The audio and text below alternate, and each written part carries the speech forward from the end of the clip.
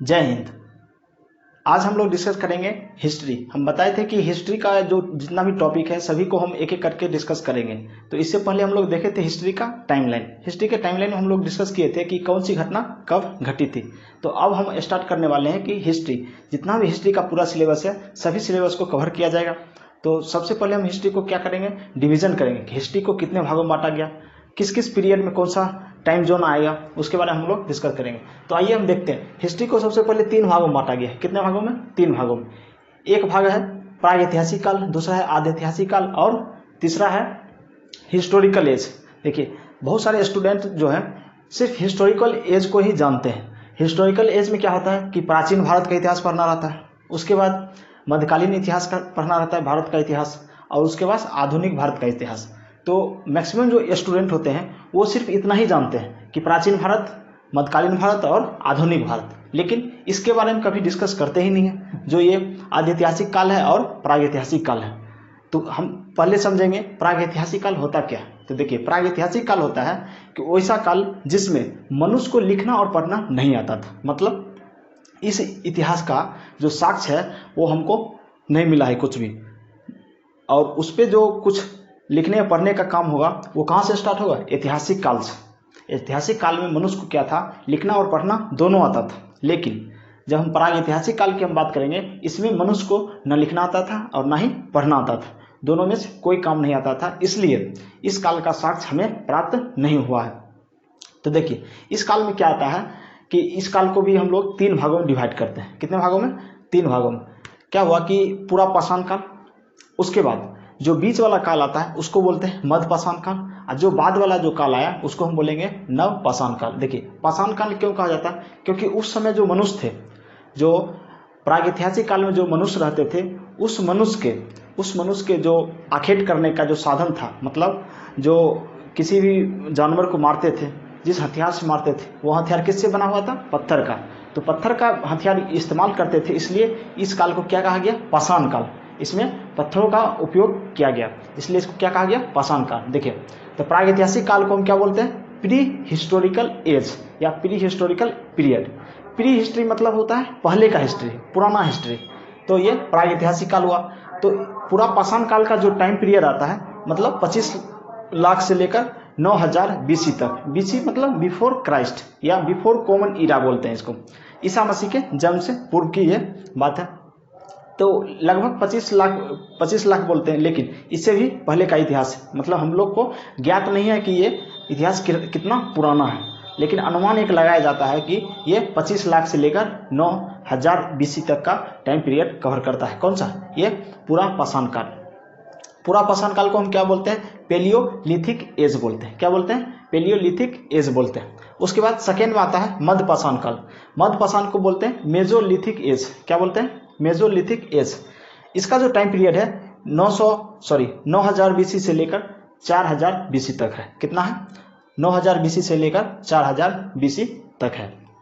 उसके बाद हम लास्ट में आएंगे तो देखेंगे नव पाषाण काल। तो नव पाषाण काल को हम बोलते हैं नियोलिथिक एज। नियोलिथिक एज जो था उसका जो टाइम पीरियड है वो 4000 से लेकर 2500 BC के आसपास का है ये। तो हम लोग देख लिए कि किस तरह से प्रागैतिहासिक काल को आसानी से हम लोग को पढ़ने के लिए 3 भागों में उसको बांटकर पढ़ते हैं। देखिए अभी भी वर्तमान में हम किसी भी समय को हम 3 भागों में बांट सकते हैं। एक होता है पास्ट, एक होता है प्रेजेंट और दूसरा होता है फ्यूचर। मतलब 3 भाग में बांटते हैं इसे, कि एक भाग को हम क्या बोलते हैं? जो पहले बीत गया, एक जो होगा बीच में होगा, और एक क्या होगा? जो बाद में होगा। चलिए अब हम लोग देख लेते हैं कि मध्य वाला जो इतिहास है उसको हम बोलते हैं आद्य ऐतिहासिक काल। क्या बोलते हैं? आद्य ऐतिहासिक काल। इस काल में क्या हुआ कि मनुष्य को लिखना आता था, लेकिन ऐसा लिखना आता था कि हम लोग उसको पढ़ ही नहीं पाए। मतलब वो जो लिखे हैं, जैसे डॉक्टर लिखते हैं, जो डॉक्टर लिखते हैं वो किसी को समझ में आता नहीं है। उसी तरह से ये लोग, हम लोग कह सकते हैं कि ये लोग क्या थे? डॉक्टर थे। मतलब इन लोगों को समझ में आता ही नहीं था कि ये क्या लिखते हैं। ठीक है, और हम लोग इनका लिखा हुआ आज तक पढ़ ही नहीं पाए। तो ये लोग जो थे आद्य ऐतिहासिक काल वाले, इनको लिखने आता था लेकिन पढ़ने नहीं आता था। ठीक है, लिखने आता था, कैसे भी लिख देते थे, लेकिन उसका जो लिखा हुआ है हम लोग समझ नहीं पाए। चलिए तो इसको हम बोलते हैं प्रोटो हिस्टोरिक एज। क्या बोलते हैं? प्रोटो हिस्टोरिक पीरियड या प्रोटो हिस्टोरिक एज। तो प्रोटो हिस्टोरिक एज को हम लोग इसके अंतर्गत हम क्या क्या पढ़ेंगे, इसके अंतर्गत पढ़ेंगे हम लोग सिंधु घाटी सभ्यता। देखिए सभी को पता रहता है कि सिंधु घाटी सभ्यता के बारे में, लेकिन ये नहीं पता रहता ये किस काल में आता है। सिंधु घाटी सभ्यता किस काल में आता है, तो आदि ऐतिहासिक काल में आता है। किस में आता है, आदि ऐतिहासिक। उसके बाद दूसरा हम देखेंगे वैदिक सभ्यता। दो सभ्यता हम लोग को पढ़ना है, किसमें, आदि ऐतिहासिक काल में। तो इसमें पहला पढ़ना है सिंधु घाटी सभ्यता। सिंधु घाटी सभ्यता का जो टाइम पीरियड है वो 2500 BC से लेकर कितना 1500 BC तक है। देखिए कहीं कहीं जो जितने भी इतिहासकार हुए हैं सभी का अपना अपना मत है। जो इस काल का जो साक्ष्य मिला है उसके आधार पर पता चलता है कि कोई बताता है कि 2500 से लेकर 1500, कोई बताता है 2350 से लेकर 1550, 1750, मतलब सबका अपना अपना मत है, लेकिन जो सबका जो टाइम पीरियड रहता है लगभग इतना ही आता है।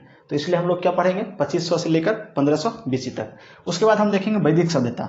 वैदिक सभ्यता का जो टाइम पीरियड होगा वो 1500 BC से लेकर 600 BC तक। कब से कब तक होगा, 1500 से लेकर 600 तक। वैदिक काल को हम लोग दो भागों में बांटेंगे।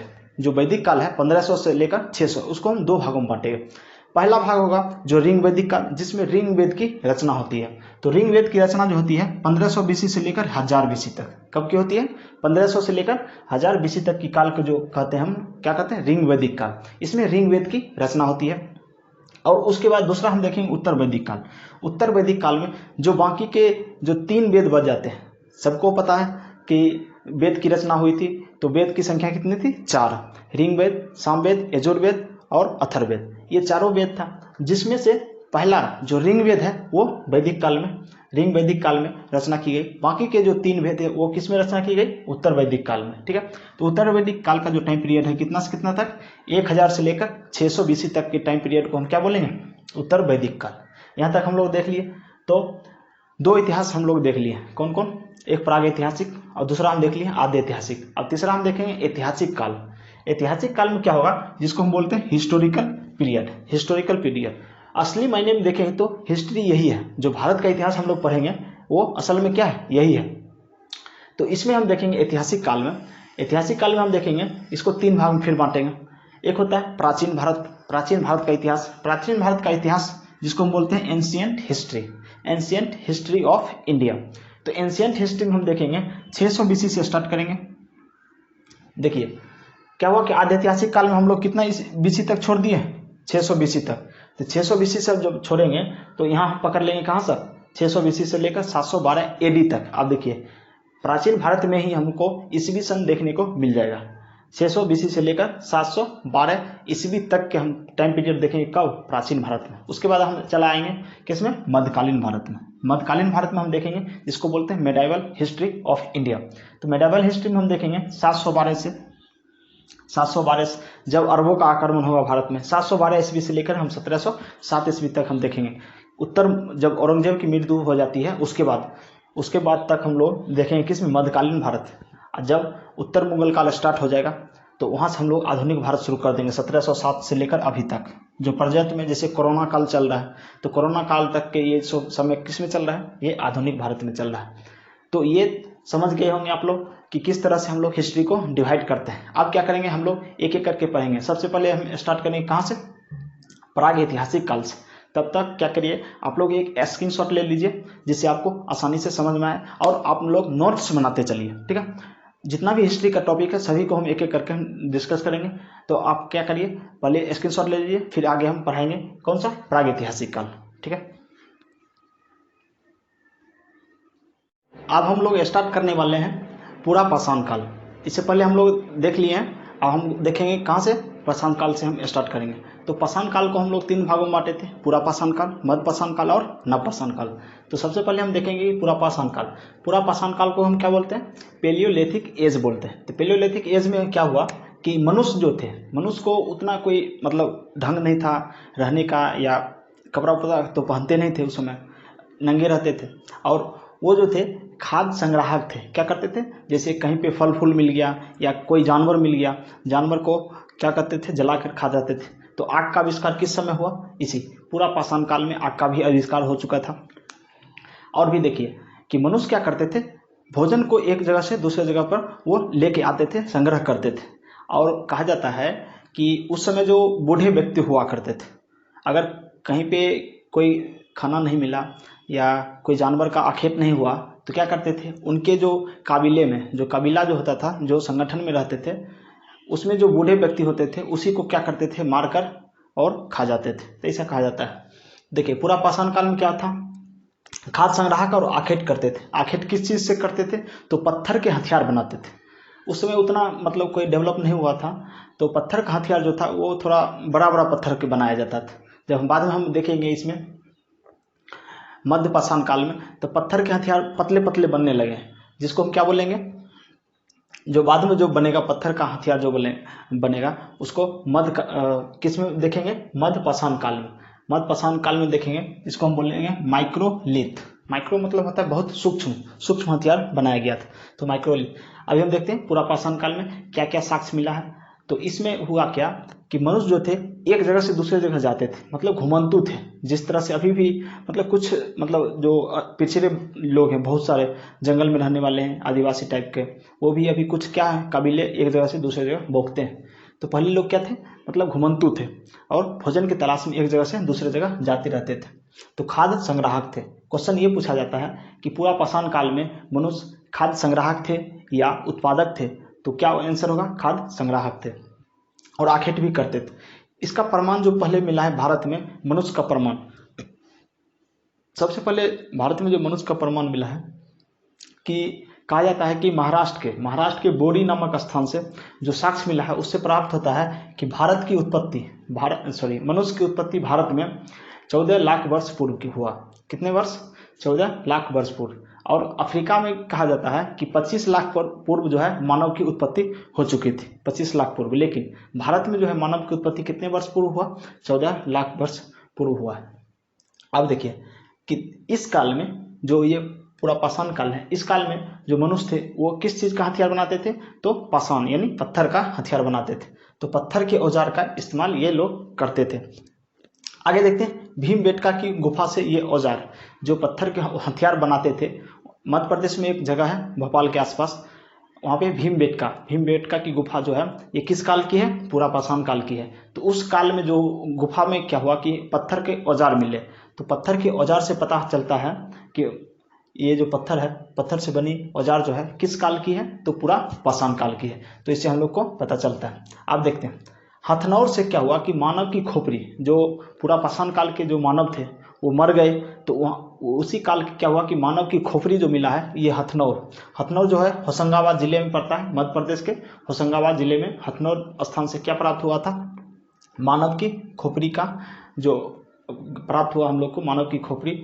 उससे पता चलता है कि ये किस काल का है खोपड़ी, ये पूरा पाषाण काल का, क्योंकि कार्बन 14 जो होता है जीवाश्म अध्ययन करने की जो पद्धति है उसके अनुसार इसका क्या हो जाता है कि टाइम पीरियड पता चलाया जाता है कि किस समय का ये है। आगे हम देखते हैं कि आग का आविष्कार इसी काल में। क्वेश्चन सबसे अधिक ये पूछता है कि आग का आविष्कार जो हुआ था वो पाषाण काल के किस काल में हुआ था, मध्य पाषाण काल, नव पाषाण काल या पूरा पाषाण काल। तो क्वेश्चन का आंसर क्या हो जाएगा, आग का आविष्कार जो हुआ था वो पूरा पाषाण काल में हुआ था। कहा जाता है कि सबसे पहले पूरी दुनिया में सबसे पहले आग का आविष्कार चीन में हुआ था। चीन की एक गुफा में आग लगी थी, वहीं से क्या हुआ कि आग का आविष्कार माना जाता है सबसे पहले। और भी कहा जाता है कि जंगलों में क्या हुआ कि बहुत भीषण धूप थी, गर्मी थी, और लकड़ियाँ और आंधी तूफान चलने के बाद क्या हुआ, लकड़ियाँ एक दूसरे से टकराने लगी और आग लग गई। क्या हुआ कि मनुष्य ने क्या किया कि जब आग लग गई तो बहुत सारे एरिया में आग लग गया, तो उसमें जो जानवर थे वो मर गए। तो क्या हुआ कि जो उसमें मनुष्य थे वो क्या किए, उस जानवर को नोच के खाए। तो नोच के खाने के बाद उन लोगों को ये पता चला कि जो हम कच्चा मांस खाते थे उससे ये क्या है, स्वादिष्ट है। ये मांस जो हमको मिलता है, जो मिला है अभी, स्वादिष्ट मांस है। तो वहाँ से इनको ये नॉलेज हुआ, ये ज्ञात हुआ कि हम अगर इस मांस को जो हम आखेट करते हैं, इस मांस को अगर हम पकाकर, जो आग है इससे हम पकाकर खाएंगे तो हमको क्या मिलेगा, स्वादिष्ट भोजन मिलेगा। तो यहाँ से अभी आविष्कार हो गया था आग का आविष्कार। अब आगे हम देखते हैं आधुनिक मानव होमो सेपियंस, इसके बाद जब ये तीनों हो जाएगा तो हम देखेंगे कि मानव का जो विकास हुआ, जिस तरह से भारत में जो विकास हुआ उसको बोलते हैं आधुनिक मानव यानी होमो सेपियंस बोलते हैं। और भी देखेंगे कि किस जगह से कौन कौन से मानव जाति का विकास हुआ। इसके बाद हम पूरा लिस्ट हम देख लेंगे कि किस तरह से कौन कौन मानव किस जगह से, जैसे चीन में कहाँ से हुआ, अफ्रीका से कौन से मानव हुआ, ये सब हम देखेंगे। लेकिन होमो सेपियंस जो आधुनिक मानव है, होमो सेपियंस, उसका जो विकास हुआ, उसका जो प्रादुर्भाव हुआ वो किस काल में हुआ? पूरा पाषाण काल में। ये क्वेश्चन बन सकता है कि होमो सेपियंस का जो ज्ञान हुआ, जो होमो सेपियंस जो आदमी था, मनुष्य था, उसका उदय किस काल में हुआ? तो पूरा पाषाण काल। तो ये हम देख लिए, जितना भी पॉइंट था हम कवर किए हैं। और आगे हम देखते हैं कि मध्य पाषाण काल। मध्य पाषाण काल में क्या क्या घटना घटी, जिसको हम बोलते हैं मेसोलिथिक एज। देखिए इस काल में क्या हुआ कि मनुष्य जो है खाद्य का संग्राहक ही बना रहा, लेकिन क्या हुआ कि जैसे फल फूल कहीं से तोड़ के लाए, खाने के बाद क्या हुआ कि उसमें जो बीज होता है, जैसे आम खाया होगा और बीज को उसे फेंक दिया, तो पता चला कि कुछ दिनों के बाद वहाँ पे एक दूसरा पेड़ हो गया। ऐसे देखा कि अगर हम किसी चीज़ को, पौधे को जो फल होता है उसके बीज को अगर हम नीचे पृथ्वी के अंदर हम मिट्टी में डाल देते हैं तो क्या होता है, इससे दूसरा पौधा निकल जाता है। इससे उनको क्या हुआ, कृषि का ज्ञान प्राप्त हुआ। क्या हुआ? कृषि का। तो इस काल में क्या करते थे लोग? पशुपालन और आखेट तो करते ही थे। उसके बाद क्या हुआ, कृषि का भी ज्ञान धीरे धीरे होने लगा। अंत्येष्टि कार्यक्रम, मतलब इस काल में लोगों को क्या हुआ कि जो कार्यक्रम होता था मरने के बाद, दफनाया जाना या जलाना, ये सब शुरू हो गया। किस काल में? मध्य पाषाण काल में। कहा जाता है कि अंत्येष्टि कार्यक्रम, जो मरने के बाद जो क्रिया होती है, या दफनाना या गाड़ना, ये कार्यक्रम जो है किस काल में प्रारंभ हुआ था? तो किस में हुआ था? मध्य पाषाण काल। आगे हम देखते हैं कि सिंध प्रांत से जो हुआ इस काल का, मतलब जो मध्य पाषाण काल है, इस काल का सबसे पहला साक्ष्य जो हमको मिला है वो कहाँ से मिला है? जो पाकिस्तान का सिंध प्रांत है वहाँ से हमको 1867 ईस्वी में, कब? 1867 ईस्वी में वहाँ का हमको साक्ष्य मिला है। इससे पता चलता है कि ये जो सिंध प्रांत है वो मध्य पाषाण काल के लिए पहला स्थल था जो मध्य पाषाण काल को प्रेजेंट करता था। ठीक है, ये 1867 में जो वहाँ से हमको कुछ ऐसा तत्व मिला, पुरातत्व मिला, जिससे हमको पता चला। अब देखिए इस काल में क्या हुआ कि औजार बहुत छोटे छोटे होने लगे। पूरा पाषाण काल में क्या होता था, औजार बहुत बड़ा होता था, बड़ा ये हथौड़े टाइप का इतना बड़ा बना लिया। इस काल में क्या हुआ कि हथियार जो है एकदम शार्प, जैसे भाला बोलते हैं, तो भाला शार्प जैसे बनाते हैं, जैसे ये मार्कर है, इसका नोकीला भाग ऐसे बनाया, मतलब पतला पतला हथियार बनाया, छोटा छोटा। इसको हम बोलते हैं माइक्रोलिथ। क्या बोलते हैं? माइक्रोलिथ। तो क्वेश्चन ये पूछता है कि जो माइक्रोलिथ है या छोटे छोटे पत्थर का जो हथियार बनना शुरू हुआ था वो किस काल में बनना शुरू हुआ? तो मध्य पाषाण काल में। किस में हुआ? मध्य पाषाण काल में। आगे हम देखते हैं मनुष्य का अस्थि पंजर। मनुष्य का जो अस्थि पंजर था, हड्डी उड्डी जो था, वो भारत में मिला था सर्वप्रथम। कहाँ मिला था? वो भारत में मिला था। मनुष्य का किस काल का? मध्य पाषाण काल का। आगे हम देखते हैं सबसे बड़ा स्थल बागौर। देखिए मध्य पाषाण का जो सबसे बड़ा एरिया था, वो बागौर था। बागौर पड़ता है राजस्थान के भीलवाड़ा जिला में। जो भी प्रेजेंट में जो राजस्थान का भीलवाड़ा जिला है, उसी जिला में ये बागौर पड़ता है, जो मध्य पाषाण काल का सबसे बड़ा स्थल था। अब देखते हैं पशुपालन के साक्ष्य बागौर एवं आदमगढ़ से प्राप्त हुआ है। तो हम बताए थे कि मनुष्य ने पशुपालन करना सीख लिया, जैसे कुत्ता। जैसे पता चलता है कि कहा जाता है कि आदिवासियों ने, या जो पुराने ज़माने के जो लोग थे जिनको उतना ढंग नहीं था रहने का या कपड़ा उपड़ा पहनने का, तो वो लोग जो थे सबसे पहले किसको पालतू बनाए थे? तो कुत्ता को। कहा यही जाता है कि कुत्ते को क्या किया? पालतू बनाना शुरू किया, क्योंकि कुत्ता जो होता है बहुत ही वफादार होता है। तो क्या हुआ कि साक्ष्य जो हमको मिला है पशुपालन का साक्ष्य मध्य पाषाण जो होता है मेसोलिथिक एज का, वो कहाँ से मिला है? बागौर कहाँ है? राजस्थान। और ये आदमगढ़ कहाँ है? मध्य प्रदेश। तो ये दो जगह से हमको क्या मिला है? पशुपालन का साक्ष्य मिला। सबसे प्राचीनतम पशुपालन का साक्ष्य हमको कहाँ से मिला है? बागौर एवं आदमगढ़ से। चलिए अब हम लोग देख लिए हैं यहाँ तक पूरा पाषाण काल और मध्य पाषाण काल। अब हम लोग देखेंगे पाषाण काल में न्यू पाषाण काल, मतलब नव पाषाण काल, न्यूलिथिक एज देखेंगे। तो न्यूलिथिक एज में देखेंगे इस काल में क्या हुआ? मनुष्य खाद्य उत्पादक हो गए। जिस तरह से हम बताए थे कृषि का आविष्कार हो गया। अब क्या हुआ कि लोग कृषि करना सीख गए धीरे धीरे। तो क्या करते थे कि पौधा लगाते थे, उससे होता था अनाज निकलता था या फल फूल निकलता था, उसको खाते थे। और लोग क्या हुआ कि एक झुंड बनाकर अब रहने लगे, मतलब जितने भी कबीला वाले थे, ये यहाँ पे क्या हुआ आविष्कार हो गया कि लोग क्या होते समुदाय में रहना शुरू कर दिए और धीरे धीरे क्या हुआ गांव बसना स्टार्ट हो गया। मेहरगढ़, देखिए मेहरगढ़ जो है ये पाकिस्तान में है। पाकिस्तान का जो बलूचिस्तान प्रांत है उसी प्रांत में है ये मेहरगढ़। मेहरगढ़ जो है किरथर पहाड़ी के बीच है। कौन की पहाड़ी है? किरथर और सुलेमान। पाकिस्तान में पहाड़ी है किरथर और सुलेमान। जब हम ज्योग्राफी क्लास हम पढ़ाएंगे तो उसमें मैप में बताएंगे किरथर और सुलेमान पर्वत के बीच जो है ये मेहरगढ़ स्थित है। मेहरगढ़ स्थित है। यहाँ से क्या हुआ कृषि के प्राचीनतम साक्ष्य, मतलब कहा जाएगा कि मनुष्य के द्वारा कृषि का प्राचीनतम साक्ष्य जो प्राप्त हुआ हमें कहाँ से प्राप्त हुआ? मेहरगढ़। और ये किस काल में प्राप्त हुआ? नवपाषाण काल में। नवपाषाण काल में। और इधर देखिए पशुपालन का साक्ष्य सबसे पहले कहाँ मिला था? तो बागौर और आदमगढ़। और कृषि का सबसे पहले साक्ष्य कहाँ मिला हमको? तो ये मेहरगढ़। मेहरगढ़ में जो खेती करने का साक्ष्य मिला उसमें गेहूं और जौ, गेहूं की 3 फसल और गेहूं की 2 फसल, 2 किस्म की फसल जौ की और 3 किस्म की फसल गेहूं की थी। ठीक है, आगे हम देखते हैं चावल। देखिए भारत में क्या हुआ कि चावल का सबसे पहला साक्ष्य जो मिला था वो कोलडिबा। कोलडिबा जो है इलाहाबाद के समीप है उत्तर प्रदेश में। तो कोलडिबा से क्या हुआ कि प्राचीनतम चावल के दाने का साक्ष्य मिला है हमको। कहाँ से? कोलडिबा से। ये किस काल के मिले हैं? नवपाषाण काल।